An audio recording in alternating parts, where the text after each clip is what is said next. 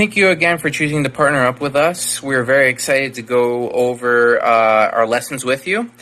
Here's just a little brief snippet of what we will be going over. Okay, so we believe looking over a chart is very important. We have the Australian New Zealand dollar, as you can see, on the 1D, which means one daily, which you see over here. Every single one of these green and green and red candles represents a day worth of data.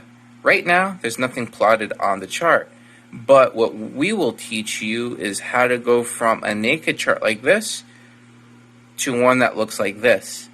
There's a lot of lines that you see over here, but we will explain different things like support and resistance, a bearish channel, take profits, stop losses, different types of formations, trend lines, to be continued.